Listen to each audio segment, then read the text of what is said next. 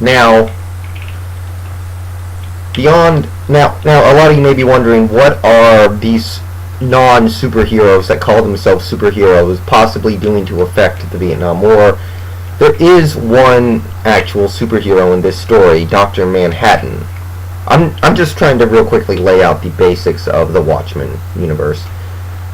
He was trapped in he was I guess a physicist or a nuclear physicist or something of that nature, got caught in an accident. His body was caught in an intrinsic field that basically annihilated his entire body, atom by atom. It took him a couple weeks, but he put himself back together, and basically the best way I can put it is he's God. That's what they call him Superman in the movie. They refer to him as God or whatever, but he's capable of manipulating matter. He can travel through space. He can teleport anything, anywhere. He sees all, knows all, can see into the future, can see into the past. To him, all things happen simultaneously. Across time, across space. He basically becomes completely broken, is how you might say it in video game terminology. He is broken. So, his presence in Vietnam allows the United States to completely destroy Vietnam. And in the 80s, we're in this Cold War, just like we were in the real 80s. But because we have a walking nuclear bomb on our side in Dr. Manhattan, nobody's going to touch us because Dr. Manhattan can do anything. So already this sounds a little boring because you're probably thinking, well, if the United States has an unstoppable juggernaut on their side, there's no suspense here.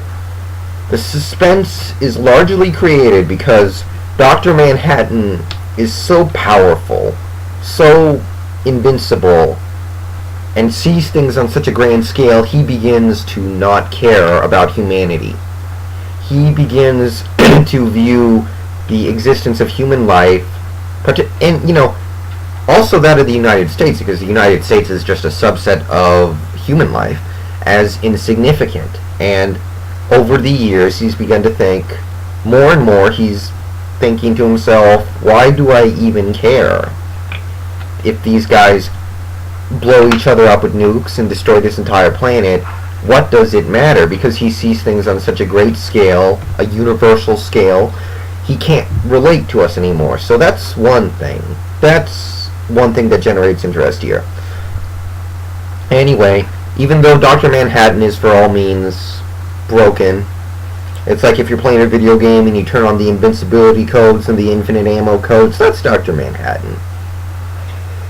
You have others that for a while formed a group called Watchmen that went around fighting crime. And in some ways, the Watchmen universe is a parody of or a satire, if you will, of Marvel and DC universes, where you have these superheroes who in the 30s and 40s got created, but then got killed off because people thought, oh, this comic book superhero thing, it's not going to last, so let's just kill off the characters and end it. Then in the 70s, it came back or whatever, and people go, oh, okay, let's do this again. And they would create a second character and to take up the same nickname, the same attributes of the previous one. Quite a few of the superheroes that we love today in the comic book, Spider-Man, Superman, frequently they're not the same person as the person who originally was that superhero when the character was very first created. I can't think of any real examples off the top of my head, but they exist, trust me. So, like the original Minutemen had Night Owl and Silk Spectre, so the the Watchmen have Night Owl 2, who just decided to adopt this costume and idiosyncrasies, and Silk Spectre 2, who is the daughter of the original Silk Spectre. So, we have all this going on. There's, I believe, a total of 6 relevant superheroes in this movie, and it's all circulating around this whole Cold War thing. So it's, especially at the time, it struck very real to home. You had all these countries around the world sitting on 1 billion nukes, waiting for a reason to blast one off toward another country. Everybody's just standing around hoping no one else tries to do anything stupid. It's the Cold War. Presence of superheroes changes things somewhat, but it's still the same general fear. Now, with the exception of 2 of the superheroes, all the others get outlawed, simply because the public becomes concerned about who. Basically, one of the taglines of the movie was, "Who watches the Watchmen?" They're not comfortable with masked vigilantes protecting them, dishing out justice, so laws get passed that forbid them from continuing to work as superheroes. So a lot of them retire. 2 of them continue to work sanctioned by the government. Rorschach continues to work illegally, but basically superheroes become extinct in 1977. Regardless, Dr. Manhattan is still sanctioned, as is the comedian. So that's kind of where we start off in this movie, and you wonder where it goes now. It's a lot like The Incredibles. The Incredibles was heavily influenced by Watchmen. In fact, a lot of things that happened in The Incredibles were influenced directly from Watchmen. I don't know if that's official or not, but as far as I'm concerned, the guys who did The Incredibles must have taken tips from Watchmen. So that's non-spoiler stuff. Nothing I've said spoiled anything so far. I don't think, really. Nothing you couldn't have figured out. Nothing significant. Nothing spoilerish. Anyway, I want to give the movie review now. Looking at this movie, it's got a pretty intricate plot. Basically, I'll get into the spoiler stuff now. Movie begins with a murder. One thing to remember about all this is the movie does everything it can to stay very true to the graphic novel, and it does that really well, as near as I can tell. And a lot of people who have read the graphic novel in its entirety agree. So that's all I can assume. So it starts with the murder of the comedian, who is at this point 67 years old. He's still very physically adept. There's a large fight scene that starts the movie off in his apartment building, but he ends up getting killed, thrown off the building.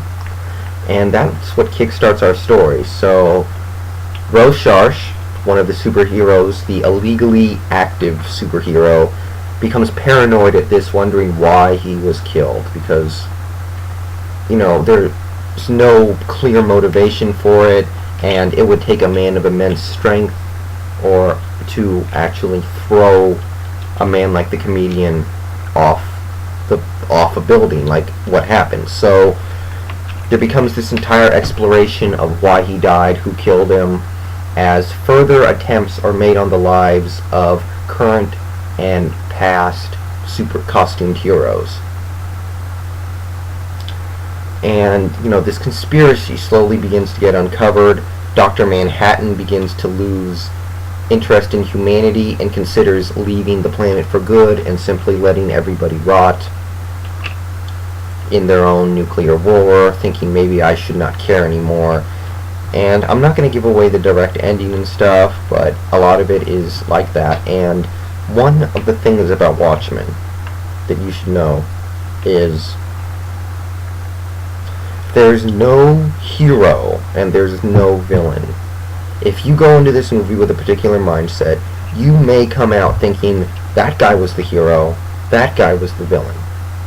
But of the 6 superhero characters, you could pick from any of them who was the bad guy and who was the good guy, depending on your point of view. You might think Ozymandias was the bad guy, or you might think he was the good guy. You might think Dr. Manhattan was the bad guy. You might even be able to come up with Night Owl, too, being the bad guy. I don't know how you could do that, but I guess it's possible. So, some people may not be able to really relate with this movie because of that, because it doesn't have any set moral ground, whereas other superhero movies try to set, this is good, this is evil, this is right, this is wrong. Watchmen doesn't bother too much with that. They let the viewer decide for themselves what is right, what is wrong.